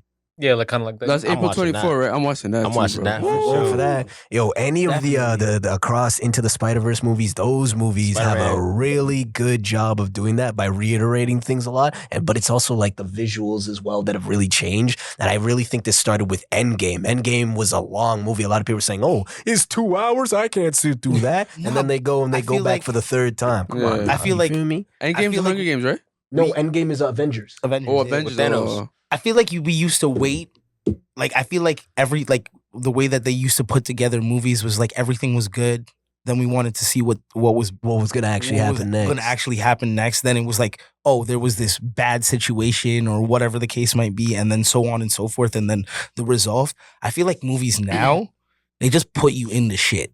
Like you in it. Like there's no choice. Immediately, the first thing you see is like Shorty holding her dead mom, and like this is the I'm problem. And like, who are you? oh my god! Like, Yeah. why am I immediately invested in all of your problems? They just, like now they know how to like attract like I don't know attract, but but even back in the day they were attractive. But I feel like now it's like It's different how they're doing especially it. with the picture quality and stuff. It's more high definition. Yeah, that I 4K got a is question. crazy. Yeah, I got a that question. Sound surround system. It's insane, dog. Mind I feel you, a man like me, I don't go watch. ahead. I don't watch movies. Right? So you were at all? Like never. Like, obviously I have, but like I don't watch like past like. You don't couple go out of years, your way. I Like, don't kind watch of thing. movies. Wow. For Makes sure. sense. However, That's strong. literally since Yo. Easter, I started watching movies. I downloaded Disney Plus. I said, let me just buy it, whatever. I started watching Hop. I started watching Hop is the Soul. The anime. I watched both, right? But what I Valid. noticed is like I'm watching these movies and it's like it's a slow build up. And my question is like, have you found the movies now are better or worse? Because from what I've seen in the past, is like they have a slow build up, right? For example, Batman, the one that released a few years ago, I think 2019. with Riddler. I watched that movie 3 times, right? Really? But Yes, it was every good. time it was like a 3 hour. It was long, right? Long shit. But every time I watched, I'm thinking like, man, when when's it gonna happen? Like, when's it gonna get there? But it's like, I appreciate that though.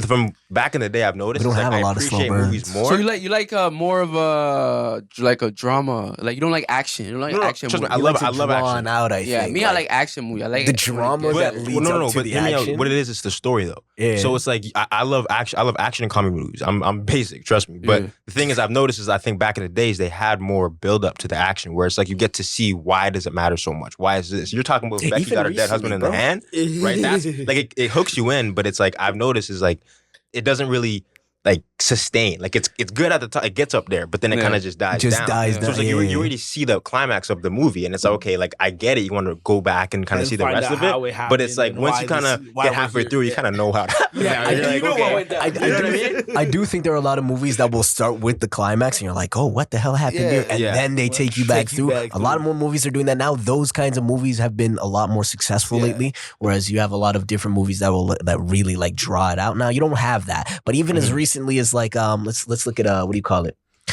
Has see, I'm drawing a blank now too, man. What is this? Contagious? It's Keanu Reeves. Yeah. Keanu Reeves, John Wick. How John am I Wick, like, yeah. how am I That drawing movie's a wicked. blank on John Wick, guys? But John Wick is a Yeah. very good example of this because his movies from the first movie, it's all action, but he's explaining to you as the action's going on why he's happening, why this happened. Yeah. And you could see it happen in real time Yeah. and you still get the exposition in between. And I think that's what movies are doing now rather than having the exposition, then the climax. Like that's very bare bones. Let and me very tell you something. Yeah, Let me tell you that something. I movie think wicked, we're doing like a full circle. So I think what happened, and this is with music as well. I think it got to a point where, like for example, like you're talking about, right? You have the climax at the beginning, right? But there's some great storytellers and like there's directors that will walk you through it and make you live it. Where it's like you almost forgot that the first thing happened, right? Yeah. And it's like they're good. Right, Yeah. but I think what happened was over time, around the 2016, all the way to about 2021, people forgot all that stuff. They forgot how to storytell, forgot all how to climax, the structure of a story, Yeah, right? yeah. And But then with us being inside with changed, COVID yeah. too. and then what happens is now it's like everyone's fed up because all the movies suck, right? And now people are saying, okay, how am I going to actually sell a movie? So what they do is they go back. They go back to 1980 And they reboot it. They reboot Exactly. it. Yeah. But then even like independent filmmakers, people that are just making a name for themselves now, right? For example, Ryan Coogler, right? I don't Shout know out his my guy. history too much, but what I know is from that Sinners movie I watched, it was great. Which one, right? sorry? Sinners, Ryan Coogler. Sinners? Sinners. Oh, He also Sinners. did Black Michael Panther. B. actually. Yeah, he did. Oh, that movie. Whoa. I saw Goated it. movie, So by the way. I think what happens, like a guy like him, he might have went back and said, Yeah. okay, let me look at how the greats did it. Let me see how they build the story, and they kind of go back. Now, I think artists are doing the exact same thing. I know I am, where I'm looking back at other, past decades, right, different genres. I'm looking at 80s country, dog. Swear to God. I've been know looking what I mean? at Tupac a lot in like the So, last few years for Then sure. it's gonna Oh, get you to a can point where see the the artists jazz are gonna. vibe, jazz era. What is it? Oh, you can see, right? Oh, you can I haven't see. seen that one yet. I know really? there's That movie's All nice. Eyes on Me. Oh, That sorry, he All did Eyes have. on Me. That one, My that bad. goated movie, by the way. For Like sure. Netflix sure. put it Wait, back. All Eyes on Me and all that? All Eyes. I heard it was like pretty bad, like at box office and all that too. You know. It was bad at box office, but it's because people were expecting like a 1-to-1 of Tupac's life, and I'm like, gang, I like You're no. not gonna get that, bro. Do you know how You much know what I'm secrets saying? that they still have in terms of this guy? Like, there's so much stuff that we're never gonna know. Yeah. And I feel like people going in there expecting it. And another reason probably bomb was that it was a lot of the new generation that went to go see it because they didn't know nothing about Tupac like that, right? Yeah. So for them, that's where most of that money came from. The old gens that came to see it know Tupac because they were there. They lived through his time, right? Mhm. So I could even say the same thing for if they were to drop an the X movie podcast, right they now, had a right? different. It would be concept. our If they had- generation. If they had an X movie right now, it would be a whole. It would be a whole different Pretty much, ballgame yeah, because how people have seen him when he died is that he's a bad person. He did these Yeah. things. Da, da, da, da. They'll look at it a different way, For sure. especially because they're younger. Yeah. We came up with the guy. Yeah. We saw him when he was alive, so we know what happened with him. We know all this stuff. It's just a different experience when you go, and it's going to translate in your box office numbers. It's like all it is. it's like Michael Jordan, bro. The way That's I the see one. it, dog, is like I never got to see Michael Jordan play, right? But it's like I saw the highlights, I saw all the great stuff. You look back at dunk contests, right? People would do a cross on East Bay, go crazy, right? guy's Now walking you up. see that, you're like, okay, whatever. But it's like it was new back then. So you get a guy like Tupac, that was new back then. Thug Brand. Life, what? You know what I mean? Like what? Like we Yeah. just had NWA, then we Yeah. get Tupac right after. Like, this is lit. That was Like, yo, eating. Yo, I'm gonna keep it a bean, to be honest. I felt like Notorious was better than All Eyes on Me, like just like movie wise, you know. I can agree. Definitely. I like it's not ridiculous to say that. It's not ridiculous to say 'Cause that. I feel like No, the guy facts. who played it, Gravy, like he personified like Biggie like very well and all that too. He played like the character from the hair to the face to everything and all that too. And even with like a lot of It people gave too, you like that Angela full Bassett, feel, like yeah. she did well with like the mom and all that too. Like even freaking Terry Naughton who played like Lil Kim and all that too, did the damn thing. Even the guy who played NWA movie, Puffy, I too. think he was like the main guy in like Antoine Fisher. Like he did like the thing too and all that. I think with All Eyes on Me too, like it was like so like rushed in a sense where it went into different moments and it didn't really feel like an actual movie that personified like Pac's like life in a sense in a way, Like it did like some fragments like here and there, but it wasn't like anything too Like it wasn't cohesive. Yeah. I will say, you go back and watch the movie now, it is a lot better than what you would have thought a few years ago, for sure. I do think the movie holds up very well. There's definitely its mistakes if you know what to look for after this long, but overall, as like a film, it's a lot better than what a lot of people were saying back then. It's a good film. For what you're trying to harness, like it's loosely based on his life, it's not meant to be a documentary. It was never said to be a documentary. Yeah, it was for entertainment. It was for entertainment, exactly. And it did its job. I think that just people were going into it thinking they're going to get like what they're going to get out of the Michael Jackson movie. Or even Or the NWA. Notorious movie, right? Or Or even BMF, or or, like, all NWA, this because stuff. That's NWA really came what out they right were at that looking- time. That was Yeah. really what they were looking for. Which Yeah. you can't do that because it's like you have The people man that that are was alive. there wrote the movie, bro. Exactly, like, It's a different exactly. Pretty much, concept. And there's like like movies like nowadays or TV shows where like sometimes you're gonna be glued to your phone than like anything else too because you feel like with the writing, with the direction, like you don't feel like it's like up to par where your attention's like more on your phone than anything else and all that so Yeah. And I'm telling you, bro. The next 4 or 5 years, no one's gonna be going to the Cineplex anymore, dog. Yeah, I'm being honest. taxing. Cineplex is Yeah, cooked. Cineplex. Yo, I heard last year they made like what 300,000? What 3 million? $3 million? Like 300, I don't know. They say something around They probably- 300,000 or What's that, 3 like million. 3 drink? But that goes back to the people being inside problem. Yeah. Well, I mean, not just They're that. You have taxing, so bro. much more Huh? competition now, not only too. that, Netflix, yo, bro. If a movie's coming out on Cineplex, the next couple of weeks is popping up on Netflix. True, and Can you not imagine really, that? eh? like That's so quick. That is mad like I don't have to go to I mean, you could Really quick, bro. you could buy Avatar Let me on tell you Prime something. right now. You know Yeah, what and I'm some of the actors, they're not even making movies you don't for even need Cineplex that. no more. Torrent that. They're making movies for Netflix. Nah, but I ain't gonna lie. I love going to movies. Like I love like going to see a movie. Like the experience of it. I think they just gotta make it cheaper, dog. Because I put it this way, like They imagine make you go record take profits every year. take They shorty, have to make like, it on a cheaper. date there, But they're right? not gonna make it cheaper if nobody's going. But they'll go. They if have it's no cheaper. choice. No. But they'll go if it's cheaper though. No, they do. No, I'll Like tell you what.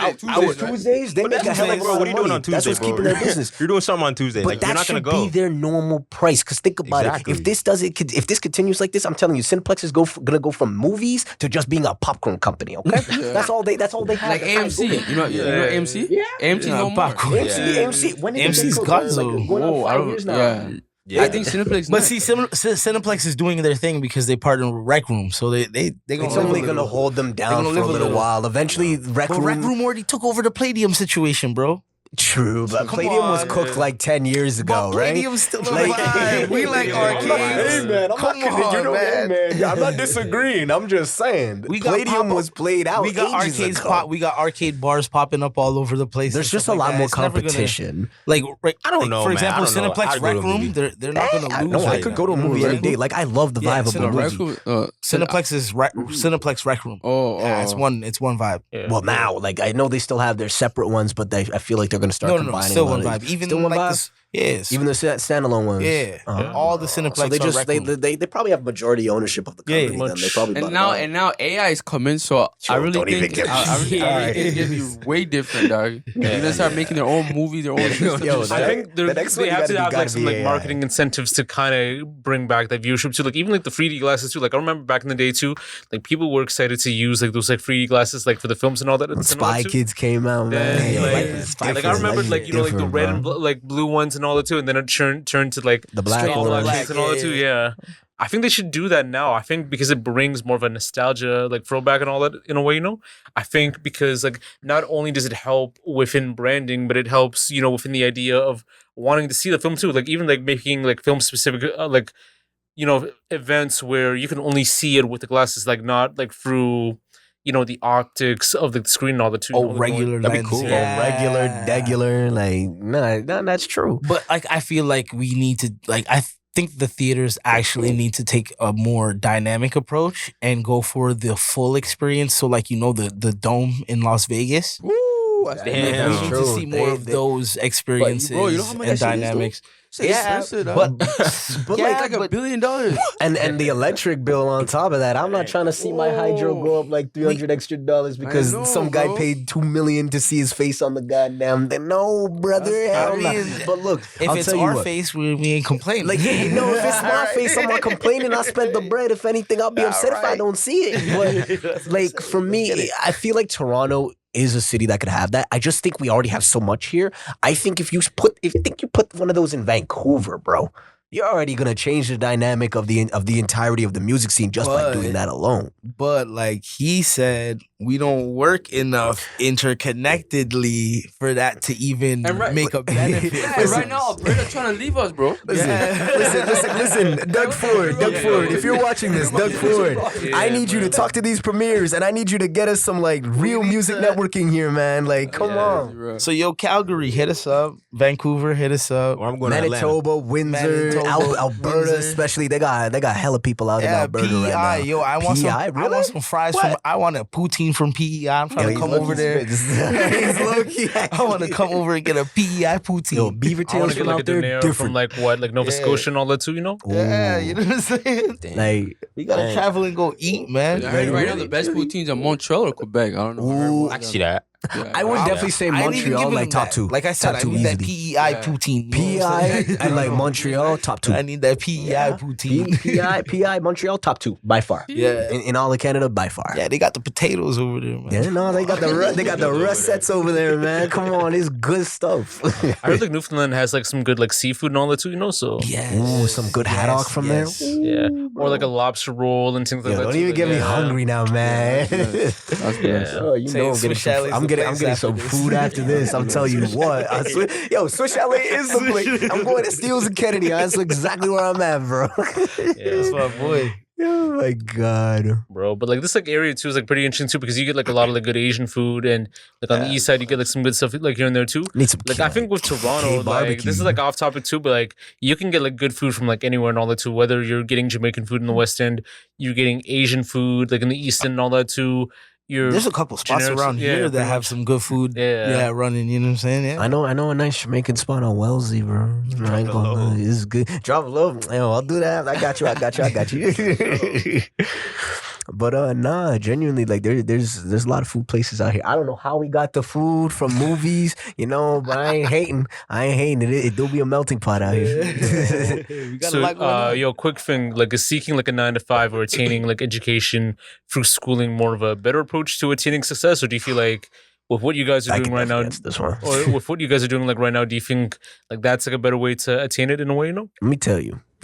I've been to school not once but twice. I went to school for music with Centennial. Shout out Centennial. Which one you call it? Progress? Progress. That's what you went through? Yeah, that's where I graduated too. Really, Yeah, dude? yeah. I didn't graduate. Computer. I went there for 2 years. Out of 3, okay. right? But I'll tell you what, I learned a lot. I do think if you're trying to get into music and you really want to branch out, market yourself and everything like that, go to school. And if you feel like you don't want to go to school just yet, take a good year or two off to really find yourself and your sound. Find your foundation. Start there if that's what you feel like you need to do. But if you're going to go to school for anything, go to school for either business or go to school for music. Or just find something that's secure for yourself, so at least you have something to fall back on, and use that to fund the music career. I would say, like from my perspective, it goes a little bit like, if music is what you want to do, definitely take the school route. But like, if music is the career. If there's something Wait, else, sorry, she said if you had music, take if the school music route? is what you want to do, take the school route. Really? Definitely go to school Yeah. because in school you have networks. You have the people that are around you who are You get within the resources. similar understanding and concept. You have the people who you can communicate with and have conversations with. You're able to build network. I went to going Durham through College. school and building up Which with one? those individuals, College? right? Durham College is good. Right? They have good music there. I was looking teacher to go was a there. marketer at Sony. Yeah. Really? You know what I mean? Like you're right. The network is there. Yeah, There's students there. I went to teachers there. Sheridan, yeah. and my teacher was a marketer for the not just the Toronto Raptors, all of the Toronto teams they had Really? there for MLSE was a marketer for them. And I'm Yeah. like, why are you here? Like, Oh, God. why are you here? It's like, oh, I just felt like teaching. I made enough money. extra What are you work. talking Yeah. about? It's extra Like- work. But it goes to show you, it goes to show you that school will take you very far. Never, like, school is always going to be there. I always tell people that your parents will try to rush you through life. People will try to rush you through Bro, you life. can go Social back to media is school going to at rush you any through point in life. time. You can, exactly. I went to That's- school for communications and then went back again for Same. music. You can go back for Same. anything and teach yourself. That is the best thing about education. Yes, obviously we have tuitions and stuff like that. But now if you can't pay for that, okay, look into certifications online. Look online for things like that. Certifications that are at a college level, some of these are free. Free 99. Pretty much, Free yeah. education, free 99 in this day and age. Hell yeah, Yeah. take those opportunities, Exactly, right? yeah. So it's like I was blessed to go to Centennial. I was blessed to go to Sheridan. These are two very good schools, very premier schools. Stuff like this, just having it that you went here to a lot of different labels and stuff like that will sound really good to them because you already know your stuff too. Yeah. If you're sitting in a meeting with them, they'll throw a contract in front of you. You can't read none of that. You just see the dollar signs. That's what they want you to do. then you're stuck in 360 Deal of Doom with Don King. How are you really getting out of that, man? Oh, I'll sell my liver. I'll sell my kidney. You can't do that, right? No. So it's better you know what you can get yourself into because you have the level of education behind you because you can definitely like do your own deals, but you could also build so much more stuff than you could have ever thought you could have done. Much, yeah. I'm saying this as someone who, if before I did my business stuff, my business marketing at Sheridan, I didn't know how to fill shows. I didn't know how to do that. Now, doing that, I've been out of school for almost 2 years now. I could tell you with that experience that I learned there 2 years ago helped me so much because I was able to put my own show together and we ended up getting 100 people in that venue Wow. in a week and a half. Wow. Nice. That's not easy to do. So now Nah, with that's not with easy. what he's saying and with the question, I think the question really comes down to what like do you deem success? getting like gaining real life experience versus actually educating yourself. No, I think you would say Within- you rather go to school or take I a 9 would to 5, rather right? go to school. Take it out. Like whether like you're doing a 9 to 5 or going to school, do you feel like that's like more of the better way for success? Which one? than- Like, are you saying which one's better or? I'm not saying which one's like towards- better. Like I'm just saying, like, are those two routes more better than like what someone would usually do? Whether it's like through music or through like entrepreneurship or because like some people Well, yeah, like for the 9 to 5, you need money. True. Right. You need to fund the And thing. then for the school, you need to learn. Let me And you tell need you to guys something. fund the school, You have to fund both. So currently I work a job. It's a sales job I work. Okay. Yeah. It's based in Hamilton, but it's a door to door sales. Okay. Mhm. So I'm about to get into something like that too. I ain't gonna lie. HelloFresh. do charity. Okay. I'll Charity? tell you right now. So how it works is, let's say as a rep, you come in, right? You get 10 donations. That's about $1,000. Okay. It's a weekly pay, right? Now I'm a manager, so I have my own office that I run with my buddy Ryan. Okay. Hey. So how it works is when you become a manager, you get the profit from the office as well as your own deals, right?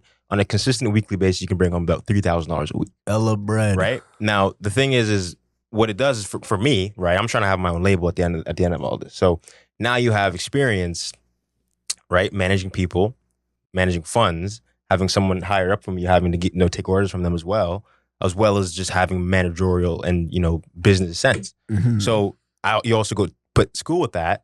Now you're generally someone that has an opportunity for a music business, right? Yeah. So what I say this to say is like you have to still.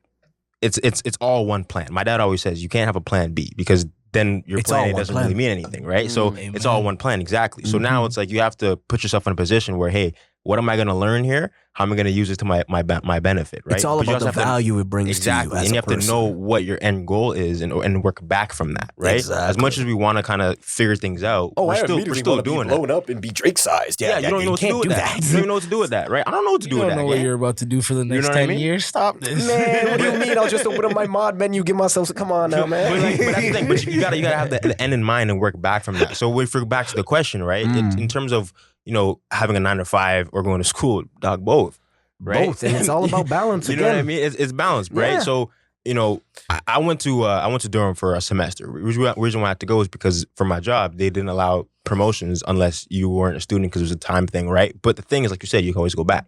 Right, next September you go back for the same course. It's a whole different experience. Now you have money to go. Right now you have the time to go because you don't Less have that stress on you. Now there's less stress on you. Now it's like, like as artists, I think we have to find ways to actually make it work for ourselves. We can't, dog.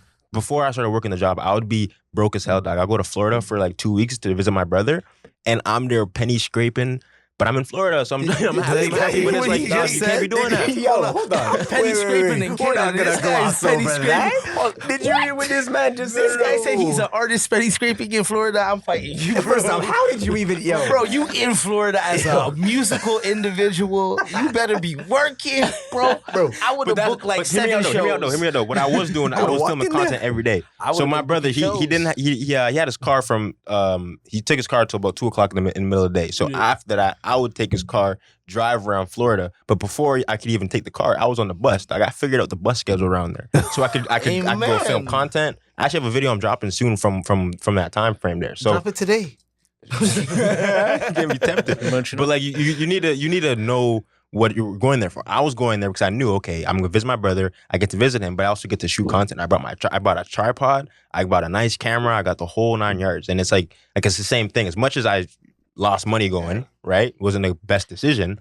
It still helped me, and it still pushed you in a different experience. You have, like, even with me, like right now, I just purchased my cell phone and stuff like that, and somebody was just like, "Yo, blah blah blah, you're so like not like you got money, bro. This is an investment. Like I'm about to use this to genuinely do content. I'm about to push all the shows and whatever the cases I have. Any artists that that I fuck with or whatever the case is that I see, I'm gonna capture their content. That's gonna be crystal clear content and stuff like that. It's like I'm putting on like people who do camera work. I'm giving them jobs at this point. You know, like that's the thing. That's where we're at now. Yeah, 100%. Me and you got to definitely do a little something. We gonna talk like ism like in the right way possible too. Like Florida, like you can do like a lot of like easy stuff too, even with like no money and all that too. Like it all depends on like what you're trying to do and all. No, for sure. And it's like, and this is like where audience plays a factor a bit. Like, you know, I know a lot of people in Toronto, right? So you go to Florida, they know you're not at home, right? But the thing is, they can tell because there's palm trees in the back. We don't got palm trees, right? We don't got But those. you know, the thing is, it's different. I've noticed, like, say you live in Florida, you can't just go take a video in front of a palm tree and expect people to, you know, to at least slightly give a fuck, right? Yeah, Because it's like that's normal. So that's normal for them. What I noticed was like, okay, that means all like how it works. You got to break the normal, right? Doing door to door, for example, right? You imagine someone comes to your door, you're gonna expect them to give you some boring pitch, some, you know, uninterested sort of half-ass something, right? Yeah. But the people that we've seen do better, someone like myself, I'm going out there and I'm giving them the most fantastic 3 reasons of their life why they want to donate. And it's like, that's what I've noticed is what it is. You have to break their cycle, right? Someone's scrolling, right? You got to be the person that's going to catch their attention, man. We got to break their cycle. And that's the hardest part about it, right? For example, in my job, people, they start Monday, they quit by Thursday because they don't understand that concept. And that's the same thing with music because it's like that's the struggle. The struggle is cutting through the noise. Yeah. Right? So it's experience. You got to figure out your ways around things. How you're cutting through the noise. Yeah. Go the distance, travel, end up in a different place. What is a Sarnia? What is a Sarnia? Shout out to Sarnia. I love them. Man, but it comes back to education too, because it's like when you know how to articulate yourself and articulate what you're saying and speak to someone that especially when you're selling something to someone, you're selling your music to someone. You might not be telling them, hey, you should listen to my music because da-da-da-da-da-da-da. But you're still, in terms of the content you're making, the product sells itself. And in you think about it, you're selling your own words. You're doing all the rapping. You are selling your product, but not in the traditional sales sense. Hear it out though. You're selling a feeling. So, bro, this is what I noticed with charity doing door to door, fam. I don't come to their door with anything, dog. I got a tablet and a dream, dog. I'm hoping you're gonna donate. You know what I mean? So it's like it's the same thing with music. You're going there you a whole ass with rapper your mic or your guitar. Matter of fact, I'm not even in uniform. There's rappers at your front door talking like dead ass, bro. Dead ass. But the thing is, put it this way. Say it again. Make a music video with that too, definitely. Gotta walk, bro, you already know. I'm gonna open my door with the camera. Now hear me out though. This is what we do. Me and my buddy, remember when it came with last time, right? What we do is we go around McMaster University, right? I would knock that area like crazy. They knew me, dog. Like they knew me for there. So now I go throw stuff house party show. now you're getting fans out there and Because they McMaster. know who you Because they are know by who I- 'cause doing I've been what you knocking on do. their door all day, Yo, screaming in their that's face. If you're an artist out there, and I'm gonna tell you this, Cameron, if you're an artist, bro, please get into a sales Network. job. It is the Bro, best please. thing for you because Yes. if You don't you're have already to do that. Just No, network. I mean, Talk to people. yeah, but like, Go But you can make- outside but and then you shake. can make money, though, if Shake you get- hands. Shake as I many thought you were hands gonna as you say can shake ass for a second. I'm not gonna lie. For sure, yo. Shake as many hands as you can shake. Shake hands, bro. Walk up to people and say good morning and good day. Shake That's it. hands, That's bro. it. And That's all literally, it you can do is. that any day of the week, and I'm telling you, you will make someone's day because, again, just like what you said, it breaks the normal. Normally, you'll walk past anybody, you won't even bat them an eye. Yeah. But if someone stops and says, "Yo, your fit looks tough," I do this at every show. I can speak from experience. Smiling. I go to every show I go, I compliment someone's outfit, even if I don't know them from a Yeah. can of paint. And I'm gonna sit here and I'm gonna tell you, it works. Yep. Because I come back to these shows, I go to different shows after that. People recognize me based on my music. Oh, I heard your music. Oh, I seen you doing this. I know. Oh, you're Rogues Galleria. Oh, you're Sonus Magazine. It's only because I put myself out there and I actually hear and look into other people, not just stay within my own bubble thinking people are going to come to me just because I'm talented, right? Your talent is only half the answer. What you know is only a quarter of the answer. Yeah. What you put out into the world is the energy you will get back, and I stand by that 10,000 times over. All right, Yeah. facto, man, facto. 100%. I think we're approaching the closing right now too. So if you guys have any like closing remarks you'd like to say, like Is it time for that sponsorship app? Oh, yo, shout out to CJ's Rum Punch. These guys take care of me, you know what I'm saying? These guys are, this is the wave of the summer, you know what I'm saying? They've sponsored a couple of hip-hop events, you know what I'm saying? Anybody who wants to kind of do their own flavor, we're kind of tapping in with them right now. And we're making flavors for the Oh, I'm individual down. artists. And we got a whole business building behind these guys, you know what I'm saying? So shout out to these I'm guys. down, definitely. Shout out to NLMG. Shout out to this guy, you know what I'm saying? For keeping the city, man. keeping the city TLOY informed, Talks. you know what I'm saying? Come on, Shout out man. Sound Man. Shout out Sound Man. Come on. Shout out to He the be man putting this behind whole the thing ones and together, twos. man. Come on, there's a whole team right here, man. Of course, of course. Shout out to these guys. So we shout out to our listeners. Shout out B-Row. Shout out Connoisseur. Shout out my boy. What was it? Real Talks? Shout out Real Talks, man. You know, and you know, like we're all here. We're all doing this. Shout out my boy Sato Satomi. You know what I'm saying? He came through with the cut NLMG. Yo, can we get him on the mic, man? He's got to. You want to say something?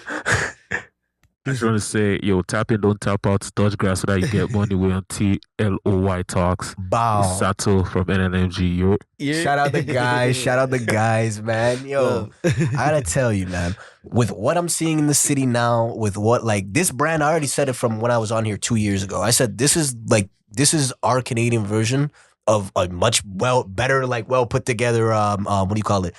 No jumper, yeah. It is. This is good. You're gonna see this, and it's coming up a lot more now. I see a lot more people say like, "Oh, what are you on? What kind of podcast you on?" Yeah. Put them on. Tap them in. Make sure they come here. Artists that want to get their name out here, come here, bro. This is where you do it. This is where I have people who have come to me after this guy has posted some stuff, and they're like, "How does he know what he knows?" I'm like, "Cause that's what he's supposed to do."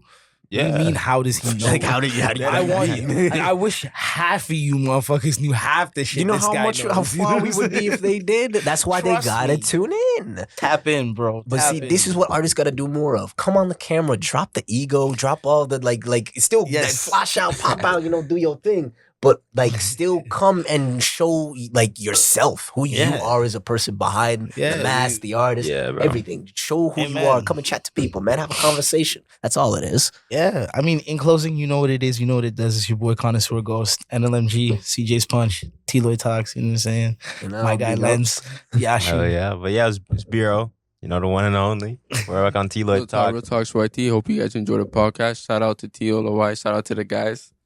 You know who it is, man. Big WishGxd in the building. We're already gonna be your 360 deal for life. I'm not going nowhere. No chain and shackles. For sure. And to close it off and all that too, this is Josh, also known as Yashu. One of our very successful episodes of our non-general pod and all that too. I might give it like a little bit of a name too, like generally like speaking and all that too. Like maybe it'll be like going from there and all that too for the non-stuff and all that. But yeah, definitely check this out on all platforms, YouTube, Spotify, Apple Podcasts, much more. Definitely check out the Mandem on all their pages too, on B-Rose page, on Connoisseur Ghost page, on the NLMG page, on the Sonus page, the WishGxd page, and the Real Talks YT page and all that. And definitely check out the content when you can too. And we're officially signing off the first ever non-general pod episode, Yes, sir. Not in Hold on, just to general- catch you before he does, man. Yo, NLMG Rogues Gallery, we're gonna do something soon. I'm telling you, we're planning something crazy. So stay tuned for that. For sure. But thank y'all for having us today. I got man. one last thing to What say. you got? before y'all. Hey, now I want to say everyone in Toronto, we're all working. I know we're all working. I'm gonna just say, keep going, guys. Keep going. It's a long journey. It's gonna be hard. And right? come It's the together reason more, why. guys. It's the reason why. If it was easy, everyone would do it, right? Yes. Now we're all trying to do it, but it's not easy. So It's we not gotta easy. figure things out. Keep going. Keep talking to people. Keep networking. You know, trust what you know, right? The people you got in your corner and use them, right? Amen. And use the opportunities given. I do For want to sure. put it out there. Any artists who are trying to do anything, you know what I'm saying? Definitely tap in with me. Sound Campus Entertainment, Black Velvet. We're doing birthday parties. We're doing shows. We're doing performances. NLMG. We're down to do features. Anything that you guys got going on, shows, so on and so forth. So you know, Movement. love. Yeah. What you Oh, yeah. got, Real Talks? Me just chilling, working, surviving. And yeah, bro. That's the vibes, though. That's the real talks. Yeah, I'm for telling Chilling, you, working, bro. and surviving. That's every. You know, Canada's strong, man. You guys see how we're coming. For sure. Signing off, no? Yeah. Doses. Right. Another